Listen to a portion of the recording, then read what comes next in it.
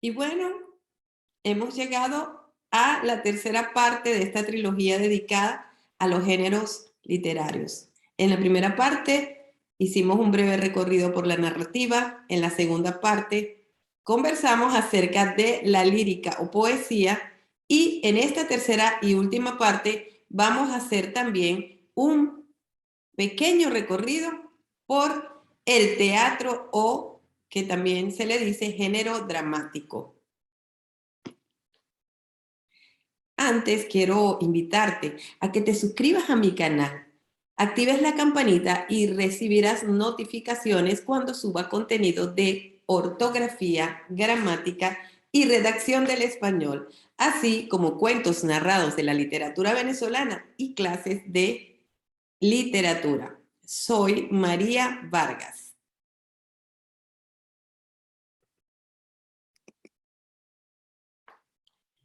Aquí del teatro vamos a ver sus orígenes, sus géneros, características, su estructura interna y externa y una muestra de guión teatral.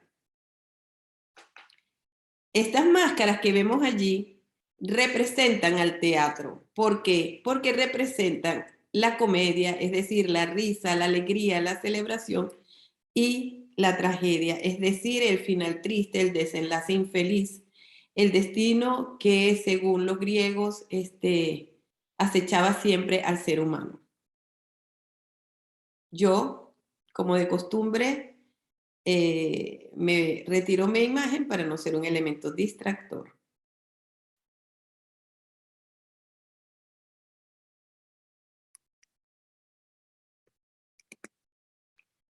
El origen del teatro. Se dice que el teatro nació también en Grecia, en Atenas, entre los siglos 5 y 6 antes de Cristo. Los atenienses celebraban los ritos en honor a Dionisio, dios del vino y de la vegetación, de la abundancia. Fíjense que siempre se hacían estas celebraciones cuando llegaba la primavera. Antes de la primavera está el invierno. Durante el invierno, lo que son la flora se oculta, se mantiene como en capullo. Muchas especies, los árboles no tienen hojas, pero cuando llega la primavera todo renace. Y eso era una forma de celebrar ese renacimiento de la vegetación y también que el hombre ya podía salir a cultivar a los campos y se sentía más libre. Y de ahí, pues, entonces nace también el género dramático o teatro. También unido al canto, como la lírica. Ahora, vamos a ver su definición. El teatro es un género literario constituido por el conjunto de obras dramáticas concebidas para su representación en un escenario. Fíjense bien, aquí vemos que existe, y lo vamos a ver luego, que hay un guión teatral, ¿ok? Pero que cobra vida cuando se pone en escena. Aquí, durante estas celebraciones, ¿verdad? Vemos aquí más abajo, al lado izquierdo, un tipo de teatro que era al aire libre, que era en forma semicircular, que no solamente se utilizó en Grecia, sino también en Roma. Y allí se representaban las obras en honor a los dioses. Sucede que cuando el Imperio Romano vamos a decir, se desmembra, todas estas naciones o países o territorios se aíslan al terminarse el Imperio Romano, existe un tipo de grupo humano que se va en sus carretas de un pueblo a otro pueblo, parecido a los juglares, pero en esta ocasión eran comediantes. También quiero decirles que hasta muy adentrada la modernidad, las mujeres no podían pertenecer, no podían representar papeles en las obras teatrales. Eran todos los papeles eran representados por los hombres. Estas personas o estos comediantes que van en estas carretas de pueblo en pueblo se parecían un poco a lo que era el circo, ¿no? De un circo que yo conocí cuando era pequeña, pues que llegaba el circo a una ciudad, se quedaba un tiempo y luego se iba para otro lado. Y así pasaba con estos comediantes. Y este tipo de comedias, de este tipo de representaciones teatrales, eran más que todo jocosas. Querían hacer mover a reír a la población, divertirla, porque es que nosotros los seres humanos siempre nos ha encantado divertirnos, pasarla bien. En este transcurrir de los siglos y de estas personas que llevaban en su alma ese deseo de representar otras vidas y de representar historias, hacer las escenas ante los demás, aparece que, o resulta que en los recintos religiosos se dieron cuenta que la manera de atraer a más personas a la iglesia era también empleando estas representaciones, pero con un motivo más que todo sagrado, religioso, e iniciaron a representar el nacimiento de Jesús y también la muerte de Jesús. Esto se hacía en el pórtico de la iglesia, sí, a la entrada de las iglesias, y mucha gente asistía no solamente al servicio religioso, sino que asistía a ver estas representaciones teatrales. Después, agotada ya por decir estos temas, se inició a representar la vida de los santos, que eran muchísimos más, y entonces también se hacían en la iglesia. Esto, fíjense ustedes, con el transcurrir del tiempo, era una manera, el teatro, esa era la semilla del teatro allí, en esa representación para ser vista por un público, ¿ok? Y donde un grupo de actores asumía cada uno su personaje. Luego, con el transcurrir del tiempo también, estas representaciones empezaron a tocar temas más que otros temas, no solamente la vida de los santos, la vida y nacimiento de Jesús, sino que también empezaron a tocar temas más cotidianos, más mundanos, y se llamaron entonces temas profanos. La iglesia entonces se dio cuenta que no podía seguir albergando este tipo de temáticas y el teatro sale a la calle, sale a un lugar especial donde podía la gente sentarse, ya sea en el piso o en una silla, aunque fuese incómodo, a ver a sus actores preferidos. Y siempre con ese sentido de llevar la cotidianidad, lo que le sucedía al hombre común. Fíjense ustedes, se dice, y en el siglo XV aparece, y en la época del Renacimiento, renacentista, aparece un hombre llamado William Shakespeare. Con él, un gran dramaturgo, que se dice que con él nació el teatro moderno, ya con una estructura, ¿ok? Ya dividiendo entonces en actos, escenas, con acotaciones, con observaciones de cómo debía ser el vestuario, todo lo que involucra la puesta en escena y todo lo que significa un guión teatral se lo debemos a el gran William Shakespeare, aunque no fue el único, por supuesto, pero él quedó a la posteridad como el padre del teatro moderno. Entonces ya se hizo un oficio para estas personas ser actores de teatro. No era que cualquiera vecino, no, ahora ya era toda una, vamos a decir, una necesidad de hacer esas representaciones de las maneras más fidedignas. Una de las obras más conocidas, creo yo, por todos es la tragedia de Romeo y Julieta. Y fíjense ustedes, es algo que yo quería comentarles y compartir con ustedes. William Shakespeare toma una leyenda que según había sucedido 200 años antes. Y se decía que en Verona, una ciudad de Italia, en ese momento no era ciudad, ellos le dicen, aquí en Italia se le dice paesino, en Verona, en esa región, había existido la historia de dos muchachos que se enamoraron, pero que eran de familias que eran enemigas, y había llegado a ese desenlace fatal, ese amor de ellos. William Shakespeare toma esa tradición, por decir, esa leyenda o esa historia que corría a través de la tradición oral, como ya lo sabemos, que existe esta tradición oral, y William Shakespeare la inmortaliza en su tragedia Romeo y Julieta. Tuve la oportunidad, vamos a decir, tuve la bendición de ir a Verona y recorrer esas calles donde se dice que vivieron estos dos seres, Romeo y Julieta, y pude ir a la casa de Julieta, donde está el balcón de Julieta y una estatua dedicada a ella, ¿ok? Que la representa.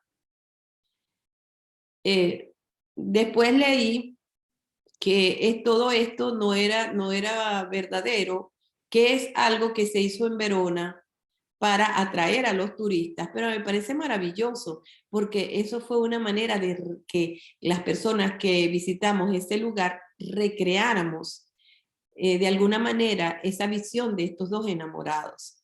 E incluso hay una película que yo se las recomiendo, se llama Cartas a Julieta. Y es verdad, como dice la película, que las personas llegan con una pequeña carta de amor y la dejan como en especie de una pizarra que hay allí donde se puede colocar esta carta. Si la contestan o no, no lo sé. Yo por lo menos no hice ninguna carta, pero sí me tomé la foto al lado de la estatua de Julieta. También en Verona está la tumba de Julieta, la cual no pude visitar porque cuando hice mi recorrido turístico se me hizo el mediodía y ya ese lugar no estaba abierto al público. Entonces fíjense ustedes cómo el teatro evoluciona a ser lo que es actualmente ese teatro moderno, donde existe el recinto especial para la puesta en escena y donde hay todos los elementos que se necesitan para llevar esa puesta en escena y simbolizar y dar todos los mensajes importantes para ese público que está viendo la obra. En esos elementos están las luces, está el vestuario, está la escenografía, están los sonidos y la gran actuación de las personas que participan en la obra de teatro. Ok, aquí les coloco una imagen, esta imagen que está aquí en la parte superior a la derecha, es la que representa aquella famosa frase de otra obra de Shakespeare muy conocida, Hamlet, donde Hamlet dice aquella frase que también la conocemos, que es muy difundida, ser o no ser. He ahí la cuestión.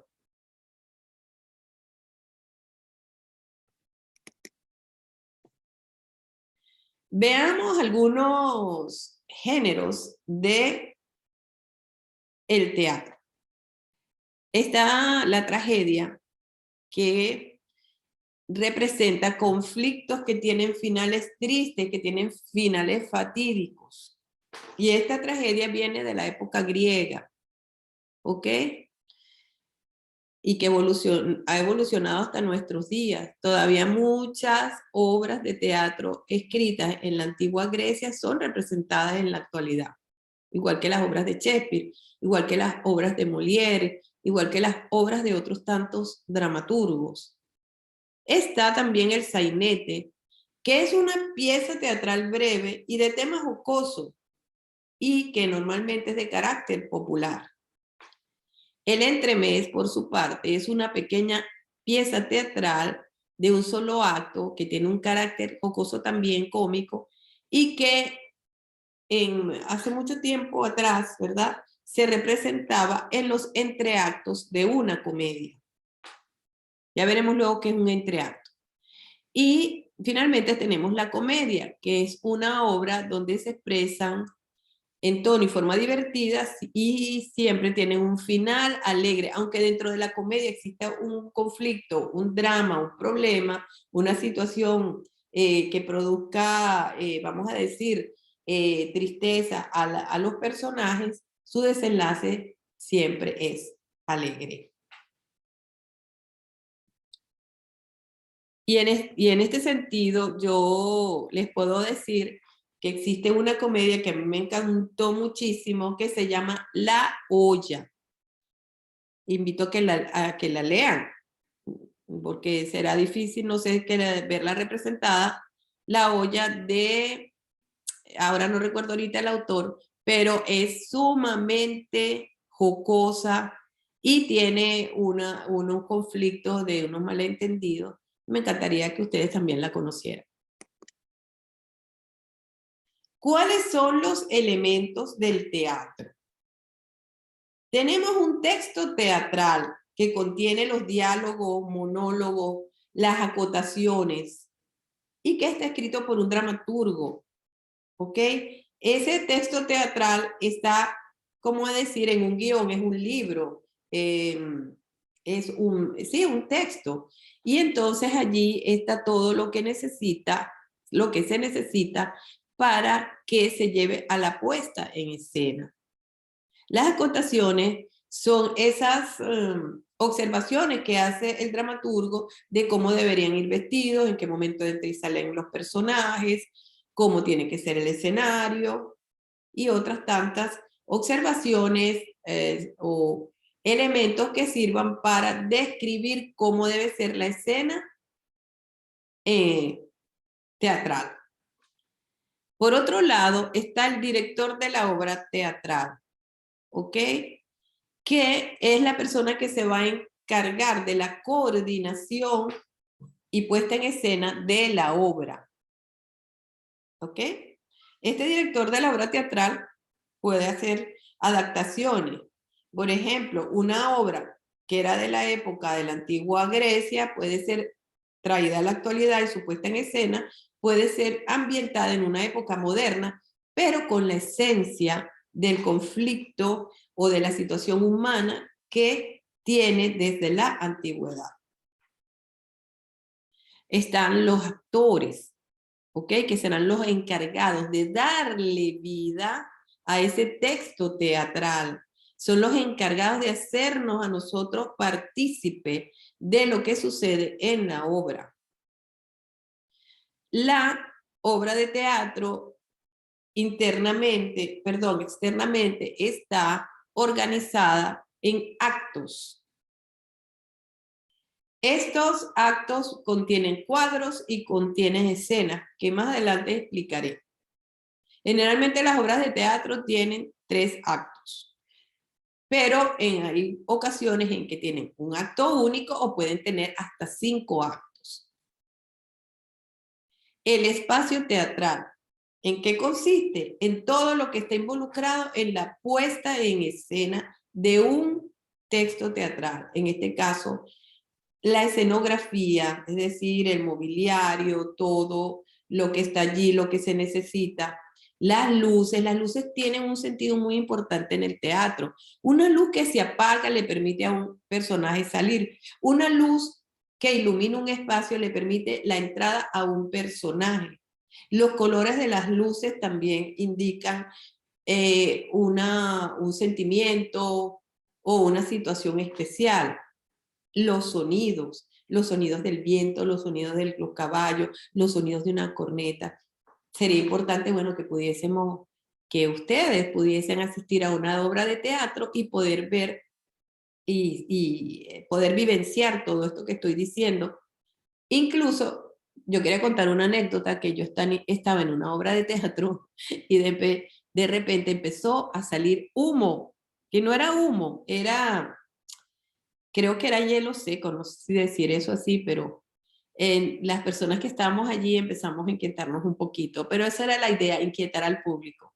No era nada, no era nada real, pero como cuando tú estás viendo esa puesta en escena, tú te metes y te involucras con ese mundo que está allí.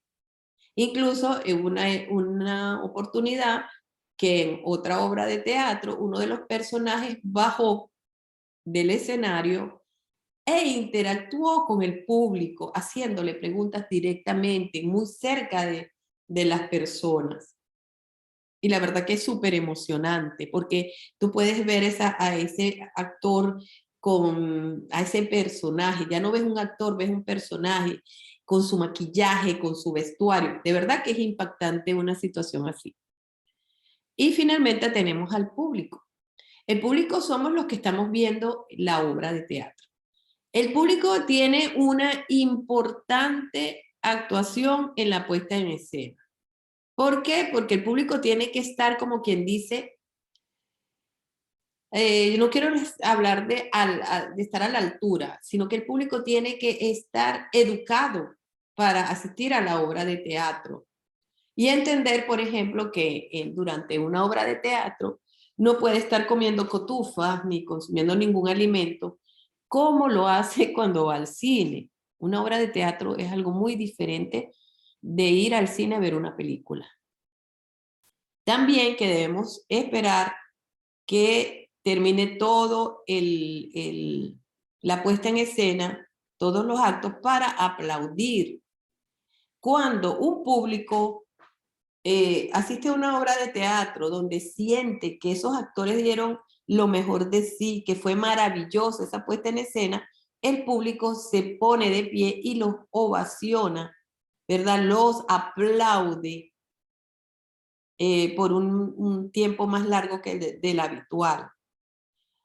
También en los teatros debe existir siempre, ¿verdad? Que algo que me parece que es muy importante, que le entreguen a la persona cuando entra al recinto un programa para que la persona vea, ¿verdad? Cuántos actos tiene la obra, quiénes son los actores, los personajes que están representando cada uno, y si es posible, también una biografía del dramaturgo, del escritor del texto teatral. Hay obras de teatro que son acompañadas con música, ¿ok? Bueno, y todo depende de la magnitud y de los recursos que tienen esas personas para llevar esa puesta en escena a lo máximo, que sería estar acompañados de una orquesta o de una pequeña orquesta. Vamos a ver la estructura interna de ese guión teatral. Está compuesto por diálogos. Se dice que el diálogo es cuando dos o varios personajes conversan de un modo directo sin la intervención de un narrador. Es posible que la obra de teatro tenga un narrador que está oculto tras bastidores, ¿ok? Detrás de las cortinas. Está oculto y de ahí, con un micrófono, de repente va narrando varios aspectos de la obra. Eso es un poco para poder ubicar al público de lo que está sucediendo. También en un guión teatral puede existir lo que se llama el monólogo, que es un discurso que lo hace una sola persona y que está dirigido hacia un receptor o hacia varios receptores, pero que lo dice él solo, es la persona que habla en ese momento. En este sentido, yo quiero comentar que yo tuve oportunidad de leer y ver la puesta en escena de un monólogo escrito por Gabriel García Márquez, el gran escritor colombiano premio Nobel. Ese monólogo se llama Diatriba de amor contra un hombre sentado. La actriz que hace el monólogo, ¿verdad? Está, vamos a decir, discutiendo, expresando su desacuerdo con ese esposo ausente, pero el esposo está representado, hay un mueble, una poltrona inmensa, y está un hombre como leyendo un periódico. Ese personaje que está allí, que representa a su esposo, jamás le responde. Ella es la única que habla, por eso se llama monólogo. Puede estar presente otro personaje, pero ninguno interviene, solo la persona que realiza el monólogo. Y ese monólogo, ella expresa su desacuerdo y la historia de sus 25 años de matrimonio. Tuve la oportunidad leer tanto el texto como verlo representado, ver su puesta en escena. El aparte.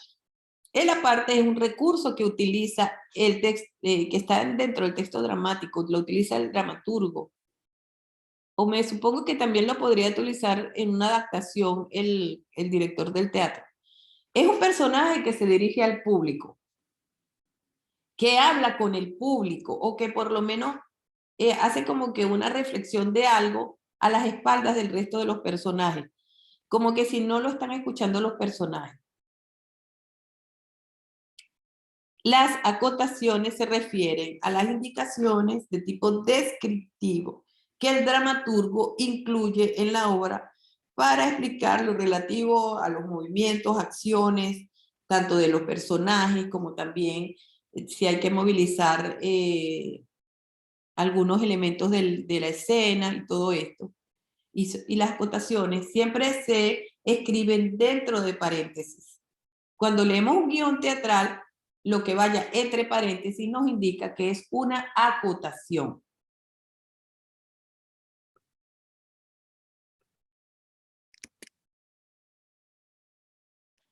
Vamos a ver la estructura externa, lo que es visible al público. Aquí vemos el telón rojo, que nos indica ahí los telones que se abren y se cierran.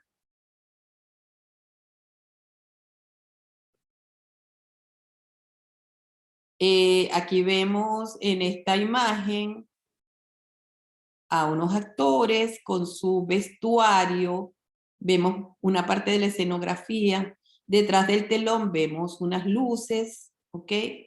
Vemos la imagen, todo esto son imágenes que nos representan la luz, que es muy importante, como lo dije anteriormente, y vamos entonces a hablar de cada una de las partes de la obra, de la puesta en escena.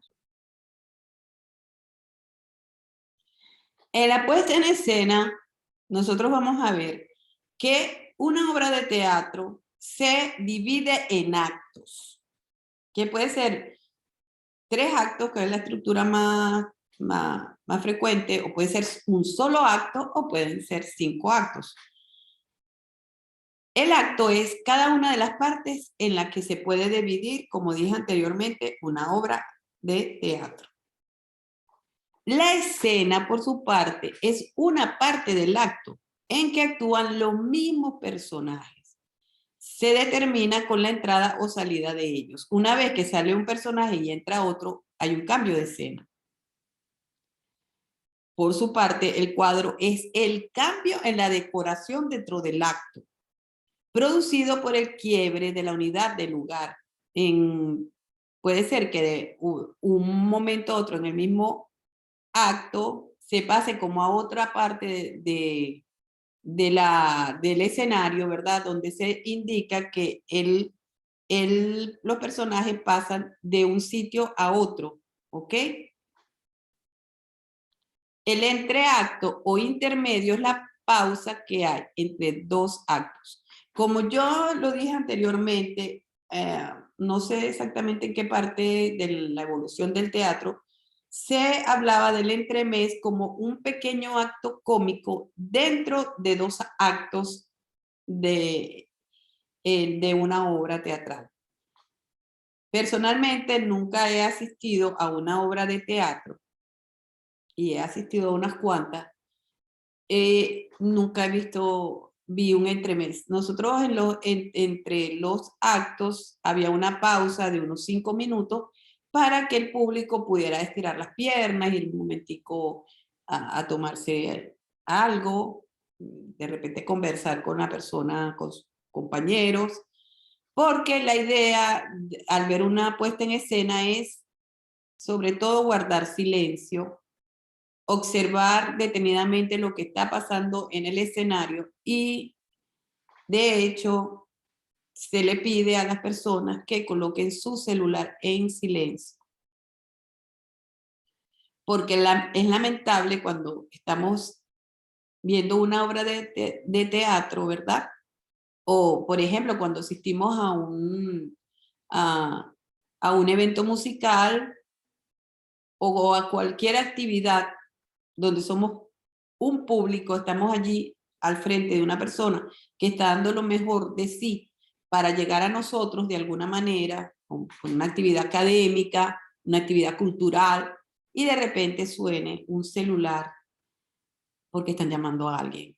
Y yo pienso que es una de las maneras más respetuosas que puede tener uno hacia las otras personas que se están preparando con tanto amor para llegar a nosotros es tener eso en cuenta. Ahorita que estamos en esta época tan tecnológica, ahorita en que cuando nosotros vamos por la calle vemos que la mayoría de las personas, aunque estén hasta manejando los vehículos, están con un celular al frente de los ojos. Llegan a su casa y están con el celular frente a los ojos. Y entonces están haciendo una conexión, es con otros mundos y no con el mundo real. Bueno, esta es una pequeña pausa que me doy dentro de esto, de lo que es el teatro, porque forma parte de las competencias que debemos desarrollar nosotros los seres humanos en este mundo actual. Entonces, como vemos esta estructura externa, ok, vemos los actos, vemos que entonces el teatro también tiene las escenas, tiene los cuadros y que los entreactos nos permiten a nosotros ese pequeño descanso entre un acto y otro. Al final de la obra es cuando nosotros nos vamos a poner de pie o vamos a aplaudir a estos actores que se presentan ante nosotros, tomados de las manos y haciendo una reverencia. Una parte muy bonita, es una parte realmente fascinante.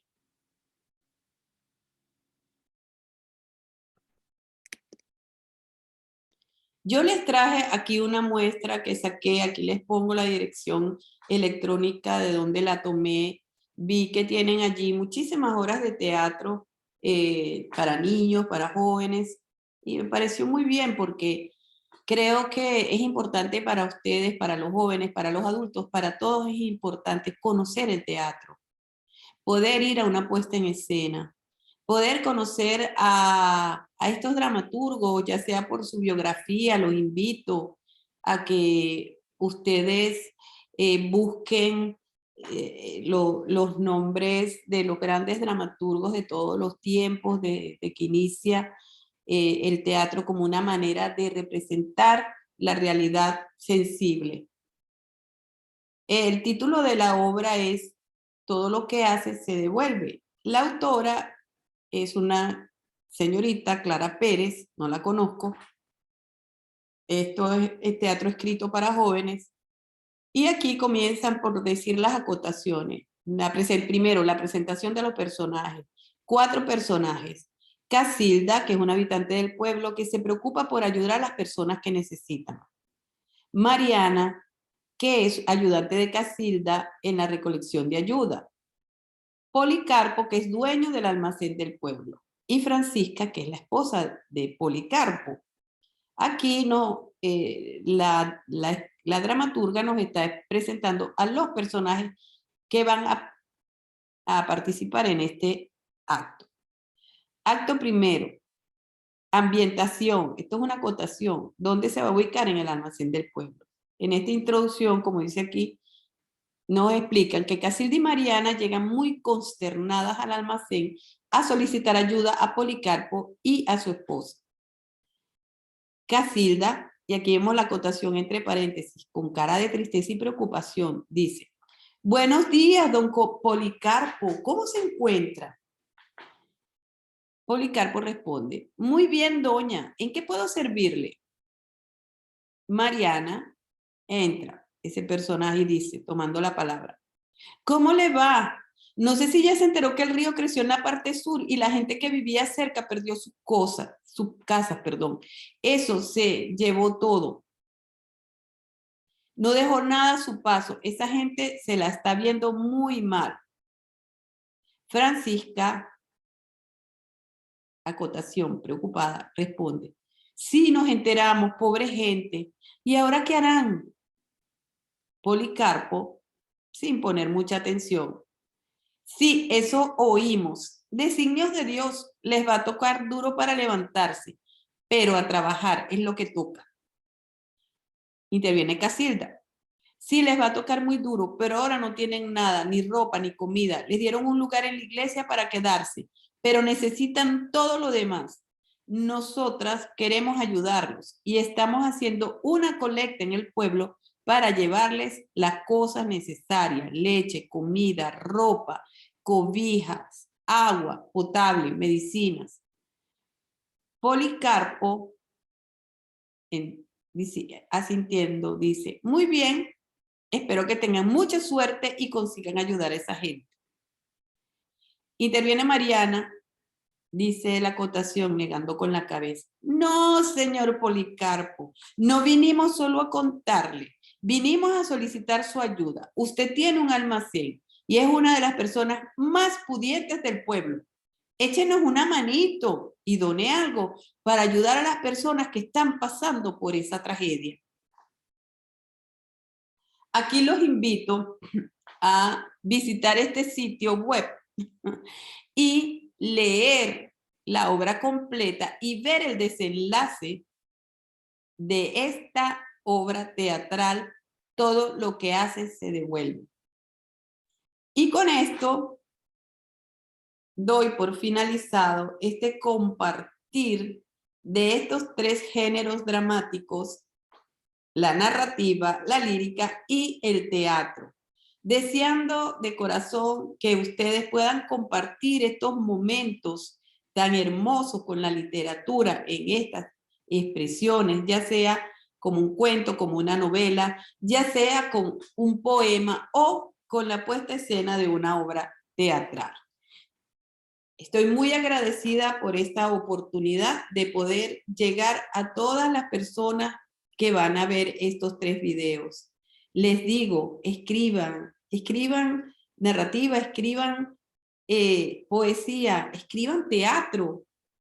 Hace falta, eso desarrolla el amor, el cultivar nuestra parte interna, nos hace realmente ser mejores seres humanos. Si no podemos escribir, pero leamos y sintamos en nuestro corazón esas vidas de esos personajes, de tanta, y conozcamos estos temas que son universales, como el que plantea esta chica aquí, que no es ajeno a nuestra propia vida.